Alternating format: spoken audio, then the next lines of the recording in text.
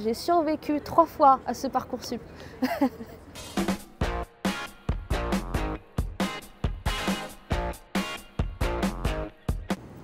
Mauvais. Moi plutôt bon parce que j'avais eu ce que je voulais. Ouais, de fou. C'est un souvenir, je dirais pas qu'il est bon, je dirais pas qu'il est mauvais, mais c'était comme une étape obligatoire à franchir pour pouvoir accéder à ce que je voulais. J'ai eu de la chance parce que j'ai été accepté du coup ici là, à l'université en maths, je crois la veille de la fermeture. Donc c'est un bon souvenir parce que j'ai été pris, mais c'était un peu tendu. De se rendre compte qu'il y a des bons élèves dans toutes les classes de France et que là on est confronté avec tout cela en même temps, bah c'est compliqué en vrai. C'était juste après une épreuve du bac, je sais plus ce qu'il y avait eu, il y avait un truc. Et on était au bar parce qu'on fêtait ça. Et là boum, les résultats ils tombent. Et je me suis pris 12 refus direct. Donc j'ai chialé. Tous les matins je me réveillais et genre je checkais la première chose que je faisais et j'allais, mais genre j'étais dans mon lit, j'étais pas réveillée. Et c'était trop stressant juste tous les matins de se dire qu'on avait peut-être une nouvelle réponse. Ouais, moi j'écrivais mon classement et tous les jours. C'était par contre vraiment chiant parce que c'était en plein confinement. J'étais un petit peu livrée à moi-même. C'est pas passé. J'avais mis des vœux, j'ai eu des vœux, des plans A, B et C. Et j'avais eu mon plan A et j'avais aussi des plans B et c'est vrai, c'est super bien passé. Les lettres de motivation, moi je pense que je m'étais pas du tout pris la tête. Enfin, au final, je m'étais dit qu'ils les regarderaient peut-être pas parce que tout le monde disait qu'ils les regardaient pas. Sauf qu'au final, quand je suis arrivée en licence, ils m'ont dit qu'ils avaient beaucoup regardé ma lettre de motivation et qu'ils s'étaient beaucoup basés sur ça.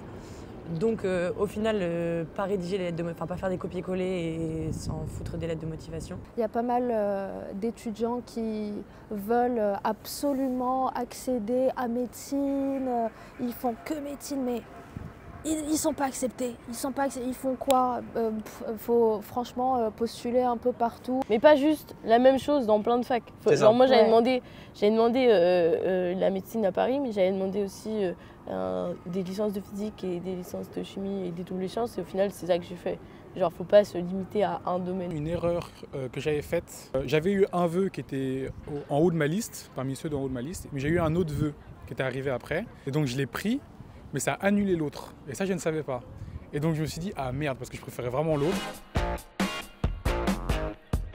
Oui, je conseille d'aller voir un conseiller d'orientation pour être fixé sur ce qu'on veut plus tard et aussi sur le choix qui va déterminer quand même un peu notre vie. Faire les portes ouvertes des facs, j'étais allée faire les salons des étudiants pour aller rencontrer des étudiants de ces facs, justement, savoir ce qu'ils attendaient de nous.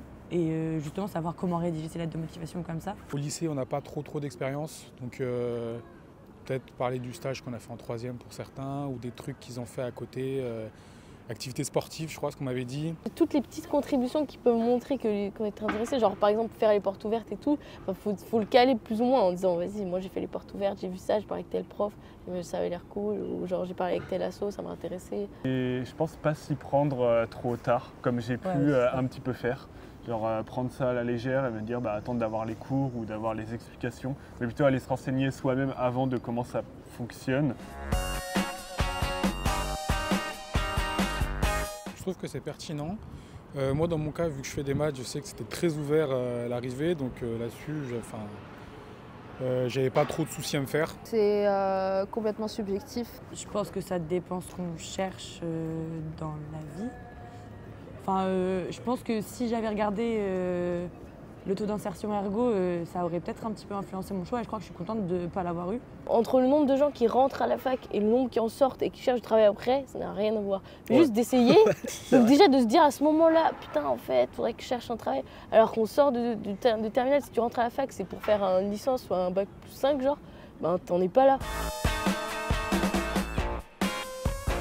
Moi, je me souviens que j'étais stressée de fou. Moi j'étais trop stressée. Alors, mais genre, il n'y a pas de. C'est no big deal. Genre, faut choisir. On essaye la première année, ça va pas, on peut changer.